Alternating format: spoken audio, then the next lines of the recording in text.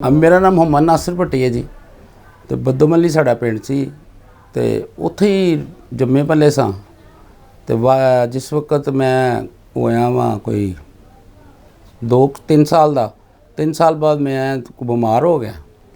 मेरे वालिद साहब मैनू ना इत्थे लाहौर ले आए क्योंकि बद्दोमली कोई अच्छे डॉक्टर नहीं सन।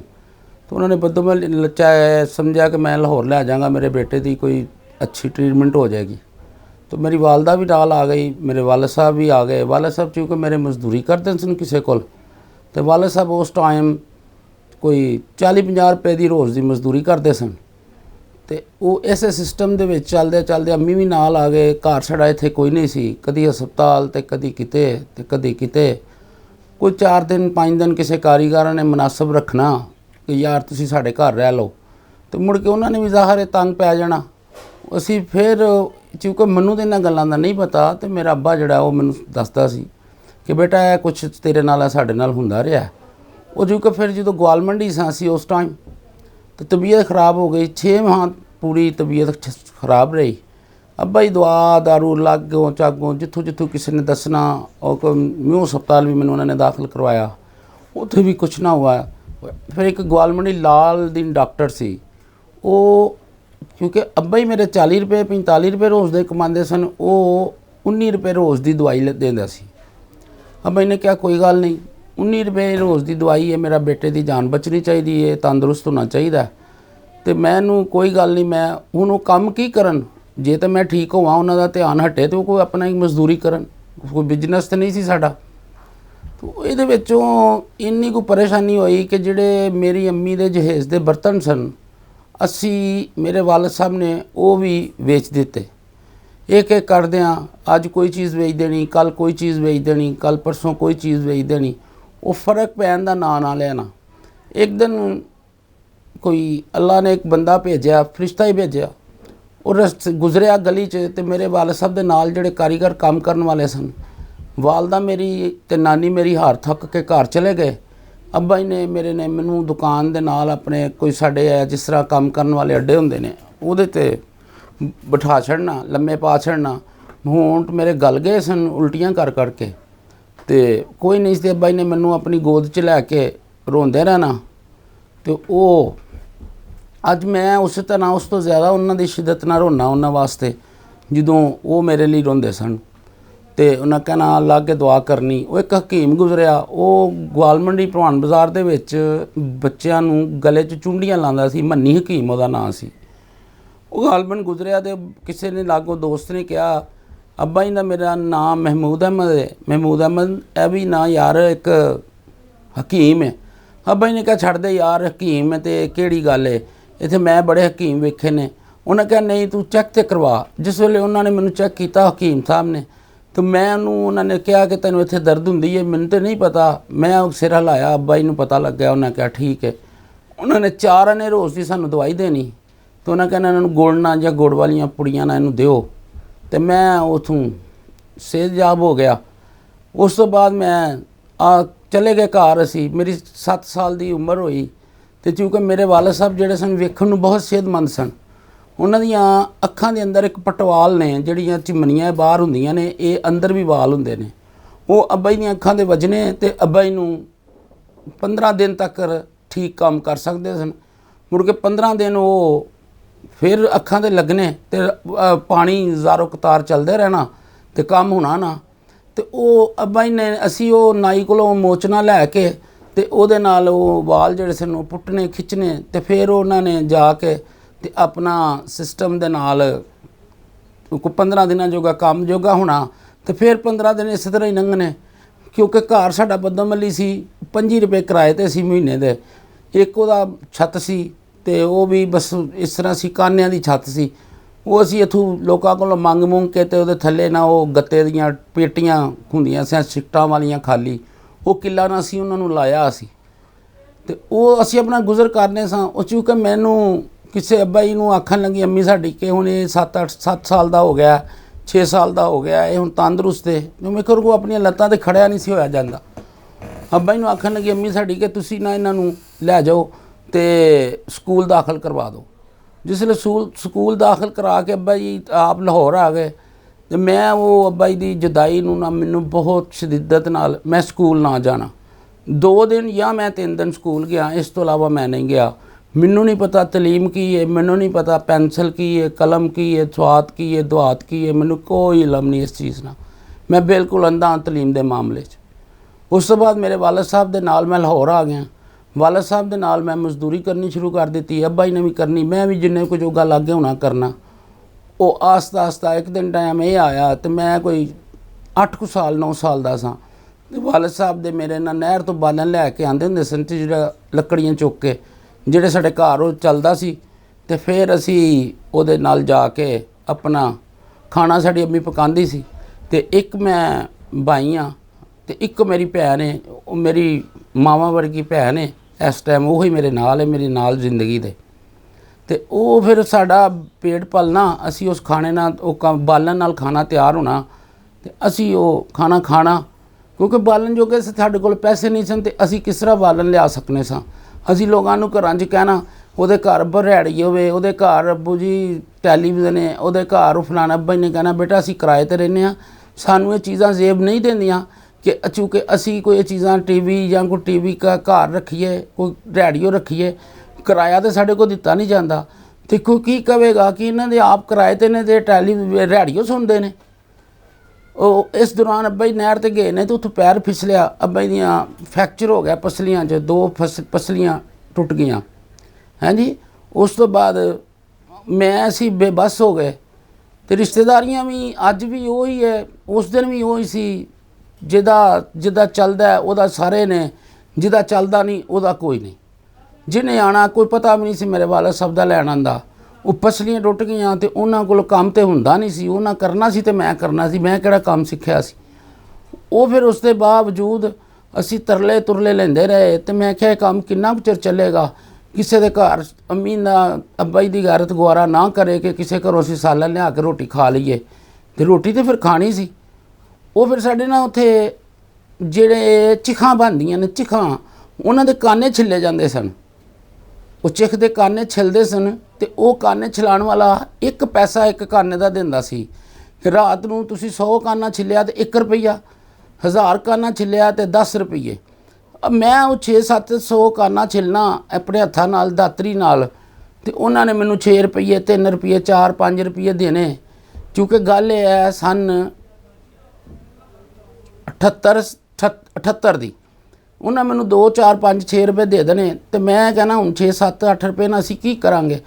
ਸੁਬਾਹ ਨੂੰ ਮੈਂ ਫਿਰ ਕੀ ਕਰਨਾ ਕਿ ਮੈਂ ਉਹਦੇ ਨਾਲ ਉਹ 8 ਰੁਪਈਏ ਮੇਰੇ ਕੋਲ ਇਕੱਠੇ 6 ਰੁਪਈਏ ਹੋ ਗਏ, ਉਹ ਮੈਂ 3-4 ਰੁਪਏ ਦੇ ਨਾ 2 ਰੁਪਏ ਦੇ ਉਦੋਂ ਚਨੇ ਜਿਹੜੇ ਸਨ 1.25 ਰੁਪਏ ਦੇ ਪਾ ਚਨੇ ਸਨ ਜਿਹੜੇ, ਉਹ ਮੈਂ ਲਏ। ਕੋਈ ਆਲੂ ਲਏ ਤੇ ਮੈਂ ਉਹਨਾਂ ਨੂੰ ਉਬਾਲ ਕੇ ਤੇ ਚੌਂਕ 'ਚ ਬੈਠ ਗਿਆ ਤੇ ਉਹ ਚਲੋ ਬੱਚਿਆਂ ਨੇ ਮੇਰੇ ਕੋਲ ਲੈ ਲੂ ਲੈਣੇ। ਉਹ ਕਰਦਿਆਂ 6 7 8 ਰੁਪਏ ਉਹਦੇ ਅਸੀਂ ਵਟਣੇ ਸ਼ੁਰੂ ਕਰ ਦਿੱਤੇ 2 ਰੁਪਏ ਲਾ ਕੇ। ਸੁਬਾਹ ਦੇ ਟਾਈਮ ਮੈਂ ਸਾਡੇ ਸਬਜ਼ ਮੰਡੀਆਂ ਸਨ ਛੋਟੀਆਂ ਛੋਟੀਆਂ, ਉੱਥੇ ਜਾਣਾ, ਲੋਕਾਂ ਦੇ ਤੋੜੇ ਫੜਨੇ ਤੇ ਚੁੱਕਣ ਜੋਗਾ ਤੇ ਨਹੀਂ ਸਾਂ ਮੈਂ, ਤੋੜੇ ਫੜਨੇ ਤੇ ਉਹਨਾਂ ਨੇ ਲੋਕਾਂ ਨੇ ਉਹਦੇ ਵਿੱਚ ਸਬਜ਼ੀਆਂ ਪਾਣੀਆਂ ਤੇ ਉਹ ਕਿਸੇ ਦਾ ਦਿਲ ਕਰਨਾ ਤੇ ਉਹਨਾਂ ਨੇ ਘਰ ਸਬਜ਼ੀ ਥੋੜ੍ਹੀ ਜਿਹੀ ਦੇ ਛੱਡਣੀ, ਨਾ ਦਿਲ ਕਰਨਾ ਤੇ ਕਿਸੇ ਨੇ ਝਿੜਕ ਦੇ ਦੇਣੀ। ਤੇ ਫਿਰ ਉਹ ਛੋਟਾ ਜਿਹਾ ਕੋਈ ਨਾਗ ਹੋਣਾ ਤੇ ਕਿਸੇ ਨੂੰ ਕਹਿਣਾ ਯਾਰ ਸਾਨੂੰ ਚੁਕਾ ਦੇ, ਸੀ ਤੇਰੀ ਦੁਕਾਨ ਤੇ ਛੱਡ ਦਿੰਦੇ ਹਾਂ। ਉਹਨੇ ਛੱਡਣਾ ਤੇ ਉਹ ਚਲੋ ਇਸ ਦਾ ਸਿਸਟਮ ਚੱਲਦਾ ਰਿਹਾ। ਯਾਰੀਆਂ ਦੋਸਤੀਆਂ ਕਾਹਦੀਆਂ ਸਨ, ਬਚਪਨਾ ਸੀ। ਫਿਰ ਉਸ ਤੋਂ ਬਾਅਦ ਇਨਸ਼ਾਅੱਲਾ ਅੱਲਾ ਖੈਰ ਰੱਖੇ ਤੇ ਮੇਰੇ ਅੱਬਾ ਜੀ ਤੰਦਰੁਸਤ ਹੋਏ, ਅਸੀਂ ਲਾਹੌਰ ਨੂੰ ਆਉਣ ਲੱਗੇ ਤੇ ਫਿਰ ਮੇਰੇ ਵਾਲਦ ਸਾਹਿਬ ਨੂੰ ਕਰੰਟ ਲੱਗ ਗਿਆ, ਉਹਨਾਂ ਦਾ ਹੱਥ ਚੱਲ ਗਿਆ। ਉਹ ਫਿਰ 3-4 ਮਹੀਨੇ ਇਸੇ ਤਰ੍ਹਾਂ ਹੀ ਅਸੀਂ ਗੁਜ਼ਰੇ। ਅੱਬਾ ਜੀ ਮੇਰੇ ਸਮੋਕਿੰਗ ਦੇ ਬੜੇ ਸ਼ੌਕੀਨ ਸਨ, ਉਹਦੇ ਬਗੈਰ ਨਹੀਂ ਸੀ ਰਿਹਾ ਜਾਂਦਾ। ਉਹ ਮੈਂ ਫਿਰ ਉਹੀ ਛੋਲੇ ਸ਼ੱਕਰਗੰਦੀ ਵਗੈਰਾ ਚੌਂਕ 'ਚ ਵੇਚਣੀ ਤੇ ਵਾਲਦ ਸਾਹਿਬ ਵਾਸਤੇ ਉਹ 1.5-3 ਰੁਪਏ ਦੇ 2 ਡੱਬੀਆਂ ਸਿਗਰਟ ਦੇ ਲੈ ਕੇ ਜਾਣੀਆਂ ਤੇ ਘਰ ਅੰਮੀ ਨੂੰ ਪੈਸੇ ਦਿੱਤੇ। ਕਰਦਿਆਂ ਅਸੀਂ ਉਹ ਪੌਣੇ 500 ਰੁਪਇਆ ਜਮ੍ਹਾਂ ਕਰ ਲਿਆ। ਪੌਣੇ 500 ਰੁਪਇਆ ਜਮ੍ਹਾਂ ਕਰ ਲਿਆ ਤੇ ਪ੍ਰਿਸਟਲ ਫੈਨ 450 ਰੁਪਏ ਦਾ ਆ ਗਿਆ। ਸਾਡੇ ਘਰ ਪੱਖਾ ਹੈ ਨਹੀਂ ਸੀ, ਉਹ ਫਿਰ ਅਸੀਂ ਪੱਖਾ ਆਪਣੇ ਘਰ ਲਿਆ। ਉਹ ਸਾਨੂੰ ਇੰਨਾ ਕੁ ਚਾਅ ਸੀ ਕਿ ਅਸੀਂ ਪੱਖੇ ਨੂੰ ਝੰਡੀਆਂ ਬੰਨ੍ਹਦੇ ਫਿਰੀਏ ਦੋਵੇਂ ਭੈਣ ਭਰਾ, ਤੀਜਾ ਤੇ ਆ ਕੋਈ ਨਹੀਂ ਸੀ। ਹਾਂਜੀ, ਉਹ ਫਿਰ ਆਸਤਾ ਅੱਲਾ ਖੈਰ ਰੱਖੀ ਤੇ ਉਹ ਅਸੀਂ ਵਕਤ ਲੰਘਦਾ ਗਿਆ, ਗੁਜ਼ਰਦਾ ਗਿਆ। ਸਨ 83 ਦੇ ਵਿੱਚ ਮੈਂ ਕੰਮ ਸਿੱਖ ਲਿਆ ਆਪਣੇ ਵਾਲਦ ਸਾਹਿਬ ਕੋਲੋਂ। ਲੁਹਾਰੀ ਕਾਰਖਾਨਾ ਸੀ, ਜਿਹਦੇ ਵਿੱਚ ਮੈਂ ਤੁਹਾਨੂੰ ਅੱਗੇ ਬਜ਼ੁਰਗ ਮਿਲਾਏ ਨੇ, ਇਹ ਉੱਥੇ ਵੀ ਕਾਰੀਗਰ ਸਨ। ਕੰਮ ਸਿੱਖ ਲਿਆ। ਫਿਰ ਮੈਂ ਕੰਮ ਨੂੰ ਬੜਾ ਤਵੱਜੋ ਨਾਲ ਕੀਤਾ, ਜਿੰਨਾ ਕੁ ਮੇਰਾ 'ਚ ਜ਼ੋਰ ਸੀ ਮੈਂ ਕੀਤਾ। ਮੈਨੂੰ ਇੰਨਾ ਕੁ ਭੁੱਖ ਸੀ ਇਸ ਕੰਮ ਦੀ ਕਿ ਮੈਂ ਆਪਣਾ ਮਜ਼ਦੂਰੀ ਕਰਾਂ ਅਤੇ ਮੈਂ ਆਪਣੇ ਵਾਲਦ ਸਾਹਿਬ ਨੂੰ ਰੈਸਟ ਕਰਵਾ ਦਿਆਂ। ਮੇਰੇ ਵਾਲਦ ਸਾਹਿਬ ਕੰਮ ਕਰਨ ਜੋਗੇ ਨਹੀਂ। ਅਗਰ ਉਹਨਾਂ ਦੀਆਂ ਅੱਖਾਂ 'ਚੋਂ ਪਾਣੀ ਵਗਣਾ, ਉਸ ਵੇਲੇ ਬਹੁਤ ਬਰੀਕੀ ਦਾ ਕੰਮ ਸੀ, ਜੇ ਕੋਈ ਕੱਟ ਕੋ ਵਗੈਰਾ ਲੱਗ ਜਾਣਾ ਜੁੱਤੀ ਨੂੰ, ਅਤੇ ਮੇਰੇ ਵਾਲਦ ਸਾਹਿਬ ਦੀ ਜਿਹਦੇ ਕੋਲ ਅਸੀਂ ਕੰਮ ਕਰਨੇ ਸਾਂ, ਉਹਨੇ ਬਿਸਤੀ ਕਰਨੀ, ਅਸੀਂ ਚੁੱਪ ਕਰਕੇ ਸੁਣਨੀ ਕਿ ਕੋਈ ਨਹੀਂ, ਅਸੀਂ ਮਥਾਜ ਹਾਂ ਬਈ, ਠੀਕ ਹੈ, ਤੇਰਾ ਜੋ ਦਿਲ ਕਰਦਾ ਤੂੰ ਕਰ ਲੈ।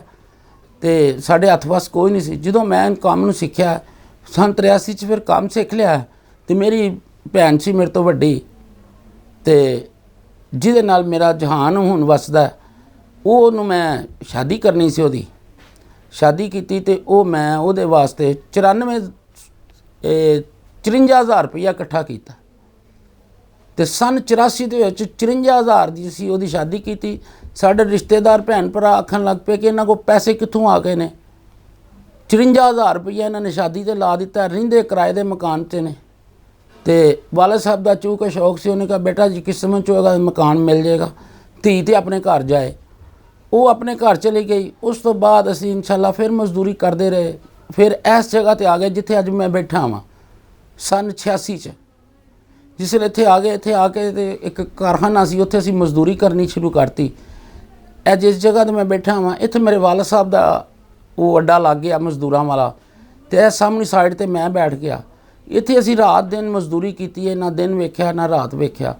ਫਿਰ ਅਸੀਂ ਇੱਥੋਂ ਪੈਸੇ ਕਮਾਏ ਅਤੇ 38,000 ਰੁਪਏ ਦਾ ਬੱਦੋਮੱਲੀ ਮਕਾਨ ਲਿਆ ਸੰਨ 88 ਦੇ ਵਿੱਚ, ਜਿਸ ਦਿਨ ਜਨਰਲ ਜ਼ਿਆ ਸਾਹਿਬ ਵਫਾਤ ਪਾ ਗਏ ਨੇ ਉਸ ਦਿਨ।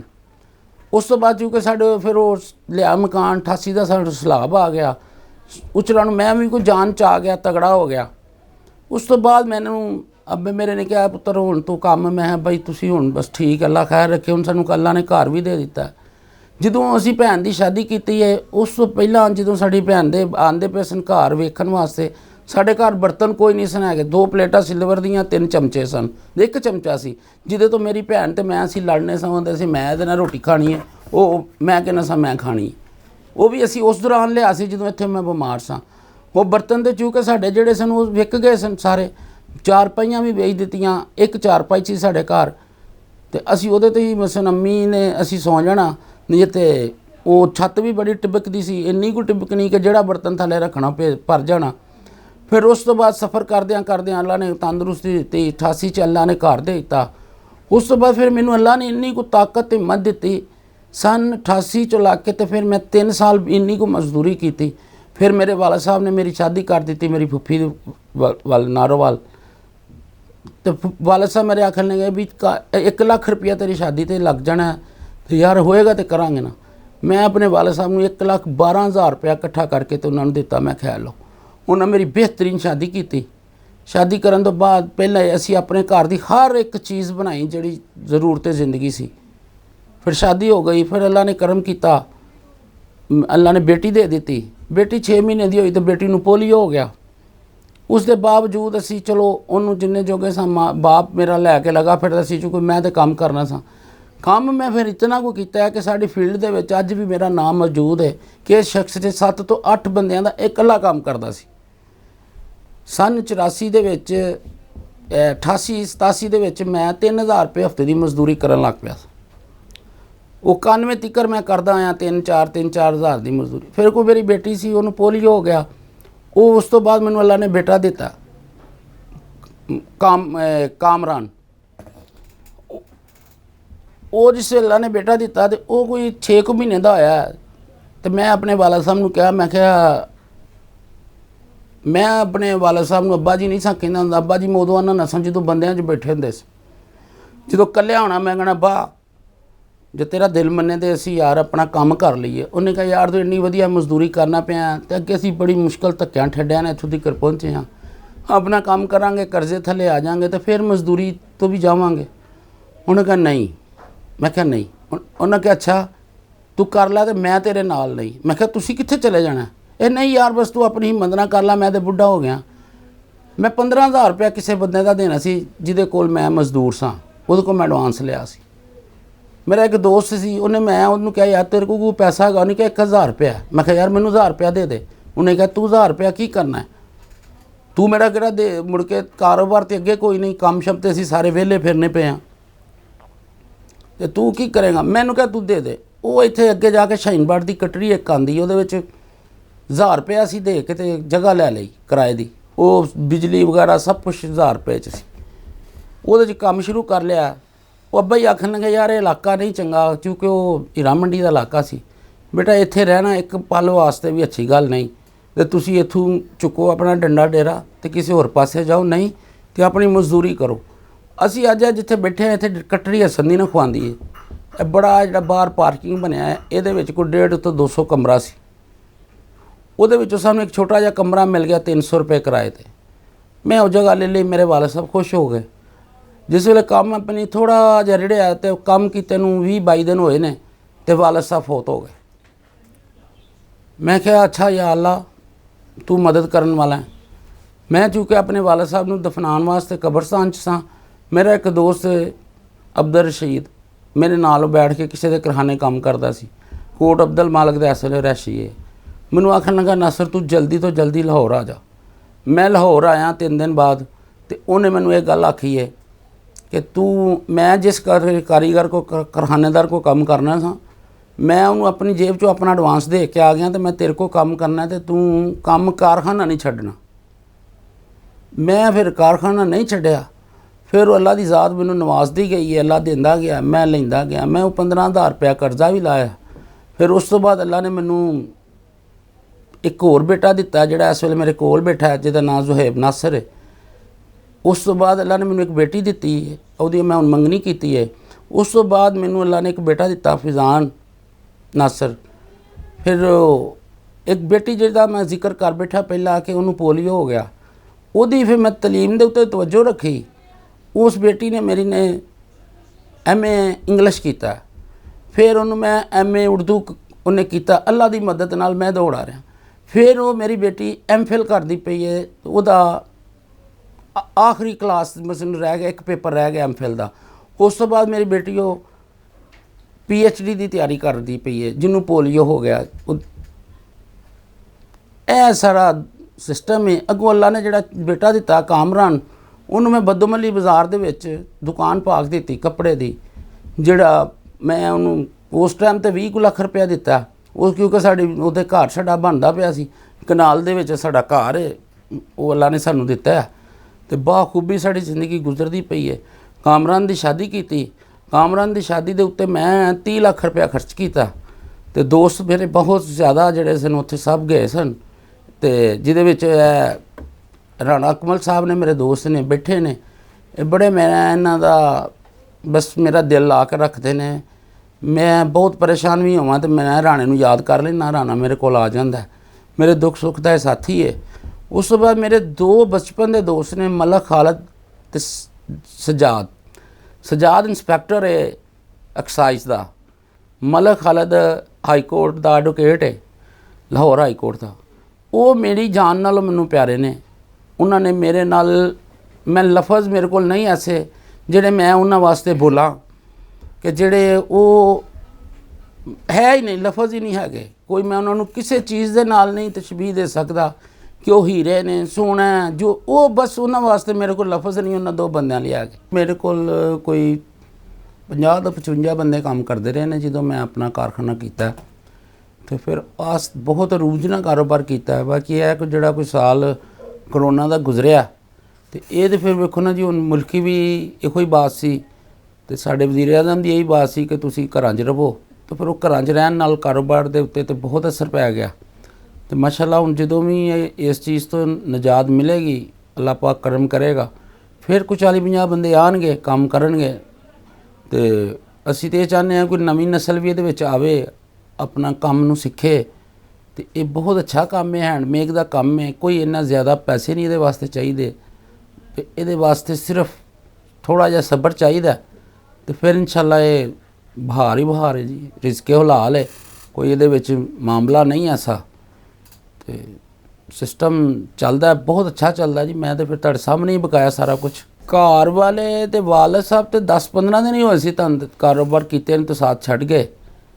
ਤੇ ਉਸ ਤੋਂ ਬਾਅਦ ਬੇਗਮ ਤੇ ਕਿਆ ਬਾਤ ਹੈ ਜੀ ਉਹਦਾ ਤੇ ਜੇ ਜੈਸੀ ਬੇਗਮ ਮੇਰੀ ਹੈ, ਅਗਰ ਅੱਲਾ ਕਰੇ ਮੇਰੇ ਬੱਚਿਆਂ ਦੀ ਔਰ ਮੇਰੀਆਂ ਬੇਟੀਆਂ ਵੀ ਮੇਰੀ ਬੇਗਮ ਵਰਗੀ ਜ਼ਿੰਦਗੀ ਗੁਜ਼ਾਰਨ ਤੇ ਅਸੀਂ ਕਦੀ ਜ਼ਿੰਦਗੀ ਦੇ ਵਿੱਚ ਘਰ 'ਚ ਝਗੜਾ ਨਹੀਂ ਹੋ ਸਕਦਾ, ਕੋਈ ਬਾਤ ਨਹੀਂ ਐਸੀ ਹੋ ਸਕਦੀ ਕਿ ਮੇਰੀ ਬੇਗਮ ਨੇ ਜੇ ਮੈਂ ਜੋ ਕਿਹਾ ਉਹਨੇ ਕਿਹਾ ਬਿਲਕੁਲ ਇਹ ਠੀਕ ਹੈ। ਬੱਦੋ ਮੱਲੀ ਦੇ ਵਿੱਚ ਸਾਡੀ ਰਿਹਾਇਸ਼ ਹੈ ਤੇ 31 ਸਾਲ ਮੇਰੀ ਸ਼ਾਦੀ ਨੂੰ ਹੋ ਗਏ ਨੇ।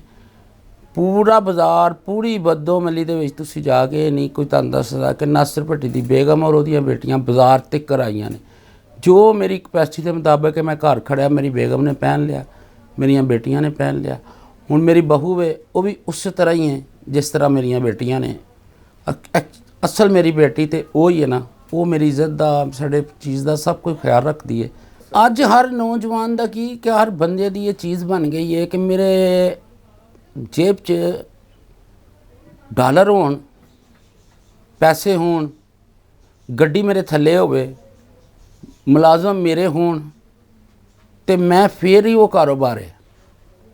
ਉਹ ਕਾਰੋਬਾਰ ਨੂੰ ਉਹ ਬੰਦਾ ਤਰਜੀਹ ਨਹੀਂ ਦਿੰਦਾ ਜਿਹਦੇ ਨਾਲ ਕਰਕੇ ਉਸ ਤੋਂ ਬਾਅਦ ਸਾਰੀਆਂ ਚੀਜ਼ਾਂ ਹੀ ਅੱਲਾ ਦੇ ਦਿੰਦਾ। ਜਿਸ ਤਰ੍ਹਾਂ ਮੈਨੂੰ ਅੱਲਾ ਨੇ ਦੇ ਦਿੱਤੀਆਂ, ਕੋਠੀ ਦੇ ਦਿੱਤੀ, ਗੱਡੀ ਦੇ ਦਿੱਤੀ, ਮੋਟਰਸਾਈਕਲਾਂ ਦੇ ਦਿੱਤੀਆਂ, ਨੇਕ ਬੀਵੀ ਦੇ ਦਿੱਤੀ, ਬਿਹਤਰੀਨ ਔਲਾਦ ਦੇ ਦਿੱਤੀ, ਜਿਹਦੇ ਮੇਰੇ ਅੱਗੋਂ 2 ਪੋਤਰੇ ਵੀ ਨੇ, ਉਹ ਵੀ ਮਾਸ਼ਾਅੱਲਾ ਨੇ, ਠੀਕ ਨੇ। ਜਦੋਂ ਤੁਸੀਂ ਇਹ ਕਹੋਗੇ ਨਾ ਨਹੀਂ ਮੈਂ ਹਕੂਮਤ ਕੋ ਕਰਜ਼ਾ ਲੈ ਲਾਂ, ਮੈਂ ਚਾਚੇ को ले ਲਾਂ, ਬਾਬੇ ਕੋਲੋਂ ਲੈ ਲਾਂ, ਉਹ ਅਖੀਰ ਵਾਪਸ ਤੇ ਦੇਣਾ ਨਾ ਯਾਰ, ਵਾਪਸ ਤੇ ਦੇਣਾ ਨਾ। ਉਸ ਵਾਪਸ ਦੇ ਦੇਣ ਤੱਕ ਤੇ ਤੁਸੀਂ ਉਹਦੇ 'ਚ ਆਪਣੇ ਘਰ ਦੀਆਂ ਚੀਜ਼ਾਂ ਖਰੀਦ ਲੈਂਦੇ ਹੋ। ਫਰਿੱਜ ਨਹੀਂ ਤਾਂ ਫਰਿੱਜ ਲੈ ਜਾਂਦੇ ਹੋ, ਟੀਵੀ ਨਹੀਂ ਤਾਂ ਟੀਵੀ ਲੈ ਜਾਂਦੇ ਹੋ, ਮੋਟਰਸਾਈਕਲ ਨਹੀਂ ਤਾਂ ਤੁਸੀਂ ਮੋਟਰਸਾਈਕਲ ਲੈ ਲੈਂਦੇ ਹੋ, ਹੋਰ ਕੁਛ ਨਹੀਂ ਤਾਂ ਮਹਿੰਗਾ ਮੋਬਾਈਲ ਹੀ ਲੈ ਲੈਂਦੇ ਹੋ ਕਿ ਚੱਲ ਯਾਰ ਇਹ ਤਾਂ ਚੁੱਕੀ ਫਿਰਾਂਗਾ ਨਾ, ਮੈਂ ਕੁਛ ਕਰਾਂ ਤੇ ਭਾਵੇਂ ਨਾ ਕਰਾਂ। ਉਹ ਜਿਹੜਾ ਤੁਹਾਨੂੰ ਕੋਈ ਕਰਜ਼ਾ 1-2 ਲੱਖ ਰੁਪਏ ਦਿੰਦਾ, ਉਹ ਮੇਰੀ ਜਾਨ ਕਾਰੋਬਾਰ ਤੇ ਨਹੀਂ ਕੋਈ ਬੰਦਾ ਲਾਂਦਾ, ਉਹ ਆਪਣੀ ਜ਼ਾਤ ਤੇ ਲਾਂਦਾ। ਇਸ ਤਰ੍ਹਾਂ ਕਾਰੋਬਾਰ ਸਟੈਂਡ ਨਹੀਂ ਹੋ ਸਕਦੇ। ਚਾਹੇ ਇਮਰਾਨ ਖਾਨ ਲੋਕਾਂ ਦੇ ਘਰ ਆ ਕੇ ਆਪਣੇ ਹੱਥੀ ਇਹ ਤੇ 50,000 ਲੱਖ 2 ਲੱਖ ਦੀ ਇਹਨਾਂ ਨੇ ਰੱਖਿਆ ਨਾ, ਉਹ 50-50 ਲੱਖ ਵੀ ਇਹਨਾਂ ਨੂੰ ਦੇ ਦੇਗਾ ਤੇ ਇਹ ਕਾਰੋਬਾਰ ਨਹੀਂ ਲੋਕ ਕਰ ਸਕਦੇ। ਕਾਰੋਬਾਰ ਮਿਹਨਤ, ਮਸ਼ੱਕਤ ਔਰ ਆਪਣੇ ਜਜ਼ਬਾਤ ਤੇ ਕਾਬੂ, ਨੀਂਦ ਨੂੰ ਨੀਂਦ ਨਾ ਵੇਖੋ, ਰਾਤ ਨੂੰ ਰਾਤ ਨਾ ਵੇਖੋ, ਦਿਨ ਨੂੰ ਦਿਨ ਨਾ ਵੇਖੋ, ਫਿਰ ਕਾਰੋਬਾਰ ਹੈ। ਕਰਜ਼ਿਆਂ ਨਾਲ ਔਰ ਪੈਸਿਆਂ ਨਾਲ ਕਾਰੋਬਾਰ ਨਹੀਂ ਹੁੰਦੇ, ਨਾ ਕੋਈ ਕਰ ਸਕਦਾ। ਹਾਂ, ਜਦੋਂ ਅੱਲਾ ਦੀ ਜ਼ਾਤ ਸੈੱਟ ਕਰਦੇ ਕਾਰੋਬਾਰ ਫਿਰ ਪੈਸੇ ਦੀ ਲੋੜ ਹੈ ਤੇ ਫਿਰ ਪੈਸੇ ਆ ਹੀ ਜਾਂਦੇ ਨੇ। ਕਰਜ਼ਾ ਚੁੱਕ ਕੇ ਕੰਮ ਕੀਤਾ ਤੇ ਫਿਰ ਕਰ ਲਿਆ। ਸਾਡੇ ਚੁੱਕੇ ਹੈਂਡਮੇਡ ਸਾਰੀ ਚੀਜ਼ ਹੈ ਨਾ, ਹੈਂਡਮੇਡ ਜੁੱਤੀਆਂ ਨੇ। ਸਾਡੇ ਕੋਲ ਮਸ਼ੀਨਰੀ ਕੋਈ ਨਹੀਂ, ਬੰਦਿਆਂ ਨੇ ਹੀ ਕੰਮ ਕਰਨਾ, ਲੇਬਰ ਨੇ ਕੰਮ ਕਰਨਾ। ਕਿਉਂਕਿ ਮੇਰੇ ਵਾਲੇ ਸਾਹਿਬ ਨੇ ਮੈਨੂੰ ਕੰਮ ਸਿਖਾਇਆ ਜੁੱਤੀਆਂ ਦਾ ਤੇ ਮੈਂ ਆਪਣੇ ਹੱਥਾਂ ਨਾਲ ਮਜ਼ਦੂਰੀ ਕਰਦਾ ਰਿਹਾ। ਔਰ ਮੈਂ 50-60 ਮਜ਼ਦੂਰ ਹੋਣ ਦੇ ਬਾਵਜੂਦ ਵੀ ਮੇਰਾ ਆਡਾ ਮੇਰੇ ਦਫ਼ਤਰ 'ਚ ਲੱਗਾ, ਮੈਂ ਅੱਜ ਵੀ ਇਹਦੇ ਤੇ ਬੈਠ ਕੇ ਮਜ਼ਦੂਰੀ ਕਰਨਾ। ਇਹ ਨਹੀਂ ਮੇਰਾ ਦਿਮਾਗ ख़राब ਹੋ ਗਿਆ ਕਿ ਮੇਰੇ ਕੋਲ ਗੱਡੀ ਹੈ, ਮੇਰੇ ਕੋਲ ਮੋਟਰਸਾਈਕਲ ਹੈ, ਮੇਰੇ ਕੋਲ ਲੋਕ ਨੇ, ਮੇਰੇ ਕੋਲ ਬੰਦੇ ਨੇ, ਮੈਂ ਕੰਮ ਛੱਡ ਦਿਆਂ। ਮੈਂ ਆਪਣੀ ਮਜ਼ਦੂਰੀ ਕਰਨਾ, ਜਿੰਨਾ ਕੋ ਮੇਰਾ ਜ਼ਾਤੀ ਖਰਚਾ, ਜੇਬ ਖਰਚਾ 2-4-5 ਹਜ਼ਾਰ ਦਾ ਡੇਲੀ, ਮੈਂ 2-4-5 ਹਜ਼ਾਰ ਦੀ ਮਜ਼ਦੂਰੀ ਕਰਕੇ ਜਾਣਾ ਆਪਣੀ ਫੈਕਟਰੀ 'ਚੋਂ। ਇਹ ਕਾਮਯਾਬੀ ਦਾ ਰਾਜ਼ ਹੈ ਔਰ ਤਰੀਕਾ ਹੈ ਕਿ ਜਿੱਥੇ ਵੀ ਇਨਸਾਨ ਚਲਾ ਜੇ ਮਿਹਨਤ ਨਾ ਛੱਡੇ। ਉਹ ਇਹ ਨਾ ਕਹੇ ਕਿ ਮੈਂ ਮੁਕੰਮਲ ਹੋ ਗਿਆ, ਉਹ ਨਾ ਮੁਕੰਮਲ। ਪਾਕਿਸਤਾਨ ਦੀਆਂ ਜੁੱਤੀਆਂ ਬਿਹਤਰੀਨ ਤੋਂ ਬਿਹਤਰੀਨ ਹੈ, ਪਾਕਿਸਤਾਨ ਦਾ ਲੈਦਰ ਬਿਹਤਰੀਨ ਹੈ। ਦੇਖੋ ਨਾ, ਤੁਸੀਂ ਬਾਹਰ ਦੇ ਮੁਲਕਾਂ ਦੀ ਜੁੱਤੀ ਜਾਂ ਜੈਕਟ ਪਾਉਂਦੇ ਹੋ ਤੇ ਤੁਹਾਡੇ ਪੈਰਾਂ 'ਚ ਵੀ ਸਮੈਲ ਆਉਂਦੀ ਹੈ, ਤੁਹਾਡੇ ਜਿਸਮ 'ਚ ਵੀ ਸਮੈਲ ਆਉਂਦੀ ਹੈ। ਜਿਸ ਵੇਲੇ ਸਾਡੇ ਲੈਦਰ ਦੀ ਜੁੱਤੀ ਬਣੀ ਪਾਉਂਦੇ ਹੋ, ਉਹ ਤੇ ਨਾ ਤੁਹਾਡੇ ਪੈਰਾਂ 'ਚ ਸਮੈਲ ਆਉਂਦੀ ਹੈ, ਨਾ ਤੁਹਾਡੇ ਜਿਸਮ 'ਚ ਸਮੈਲ ਆਉਂਦੀ ਹੈ, ਕਿਉਂਕਿ ਉਹ ਹਲਾਲ ਹੈ, ਉਹਦਾ ਖੂਨ ਵਗ ਚੁੱਕਿਆ ਹੁੰਦਾ ਹੈ, ਮੁਸਲਮਾਨ ਨੇ ਉਹਨੂੰ ਹਲਾਲ ਕੀਤਾ ਹੁੰਦਾ ਹੈ। ਉਹ ਅੱਛੀ ਚੀਜ਼ ਹੁੰਦੀ ਹੈ। ਤੇ ਜਿਹੜੀ ਅਸੀਂ ਬਾਹਰੋਂ ਚੀਜ਼ ਲਿਆਉਂਦੇ ਹਾਂ, ਪਤਾ ਨਹੀਂ ਕਿਹਦੀ ਖੱਲ ਹੁੰਦੀ, ਕਿਹਦੀ ਨਹੀਂ। ਤੇ ਲਿਹਾਜ਼ਾ हुकूमत ਨੂੰ ਇਹ ਵੀ ਚਾਹੀਦਾ ਹੈ ਕਿ ਜਿਹੜੇ ਸਾਡੇ ਚਮੜੇ ਵਾਲੇ ਇਸ ਇੰਡਸਟਰੀ ਦਾ ਧਿਆਨ ਰੱਖਣ। ਇਹਦੀ ਇੰਡਸਟਰੀ ਤਬਾਹ ਬਰਬਾਦ ਹੋ ਗਈ ਹੈ। ਜਿਹੜੀ ਖੱਲ ਅੱਜ ਤੋਂ ਪਹਿਲੇ 5-6 ਹਜ਼ਾਰ ਦੀ 10 ਹਜ਼ਾਰ ਦੀ ਵਿਕਦੀ ਸੀ, ਉਹ ਹੁਣ ਰੂੜੀ ਤੇ ਵੀ ਸੁੱਟੀ ਹੈ ਤੇ ਕੋਈ ਨਹੀਂ ਚੁੱਕ ਕੇ ਖੜਦਾ। ਸਾਡੇ ਸਿਰਫ ਲੇਬਰ ਮਹਿੰਗੀ ਇਸ ਤੋਂ ਵੇ ਕਿ ਸਾਡੇ ਕੋਲ ਸਹੂਲਤ ਕੋਈ ਨਹੀਂ। ਸਾਡੀ ਬੱਤੀ ਬੜੀ ਮਹਿੰਗੀ ਹੈ, ਸਾਡੇ ਕੋਲ ਗੈਸ ਬੜਾ ਮਹਿੰਗਾ ਹੈ। ਸਾਡੀ ਜਿਹੜੀ ਲੇਬਰ ਹੈ ਉਹ ਵਿਚਾਰੀ ਪਿਸ ਗਈ ਹੈ, ਉਹ ਕਰਜ਼ੇ ਚੁੱਕ ਚੁੱਕ ਕੇ ਤੇ ਇੱਕ ਕਰਜ਼ੇ ਥੱਲੇ ਆ ਜਾਂਦੀ ਹੈ। ਵਰਨਾ ਪਾਕਿਸਤਾਨ ਦੀ ਜਿਹੜੀ ਮਜ਼ਦੂਰ ਨੇ ਉਹ ਐਡੀ ਮਹਿੰਗੀ ਲੇਬਰ ਨਹੀਂ ਹੈਗੀ। ਉਹ ਰਾਤ ਨੂੰ ਉਹਨਾਂ ਦਾ ਇਸ ਦੌਰ ਦੇ ਵਿੱਚ ਕੋਈ 2000 1200 1500 ਦਾ ਕੰਮ ਉਹਨਾਂ ਦੀ ਹੋ ਜਾਏ ਦਿਹਾੜੀ, ਉਹ ਖੁਸ਼ੀ ਖੁਸ਼ੀ ਜ਼ਿੰਦਗੀ ਗੁਜ਼ਾਰ ਲੈਂਦੇ ਨੇ। ਮੇਰਾ ਹਰ ਉਸ ਨੌਜਵਾਨ ਨੂੰ ਮਸ਼ਵਰਾ ਹੈ, ਜਿਹੜਾ ਵੀ ਕੋਈ ਕਾਰੋਬਾਰ ਕਰਦਾ, ਚਾਹੇ ਉਹ ਜੁੱਤੀ ਦਾ ਕਰੇ, ਚਾਹੇ ਉਹ ਕੋਈ ਕੰਮ ਕਰੇ, ਬਗੈਰ ਸਿੱਖਣ ਤੋਂ ਕੰਮ ਨਾ ਕਰੇ। ਜਿਸ ਵੇਲੇ ਉਹ ਆਪ ਹੈਂਡਮੇਡ ਕੰਮ ਸਿੱਖੇਗਾ, ਚਾਹੇ ਉਹ ਮਸ਼ੀਨ ਦਾ, ਉਹ ਮਸ਼ੀਨ ਤੇ ਬਹਿਣਾ ਸਿੱਖੇ, ਜੋ ਹੱਥ ਦਾ ਕੰਮ ਹੈ ਹੱਥ ਦਾ ਕਰਨਾ ਸਿੱਖੇ, ਫਿਰ ਉਸ ਦੇ ਬਾਅਦ ਉਹ ਕੰਮ ਕਰੇ ਤੇ ਇਨਸ਼ਾਅੱਲਾ ਉਹਨੂੰ ਕੋਈ ਘਾਟਾ ਨਹੀਂ। ਸਿਰਫ ਮਿਹਨਤ ਨੂੰ ਆਪਣਾ ਦੋਸਤ ਬਣਾ ਲੈਣ। ਮਹਿਬੂਬਾ ਮਿਹਨਤ ਹੈ, ਅੱਲਾ ਅੱਲਾ ਤੇ ਖੈਰ ਸੱਲਾ।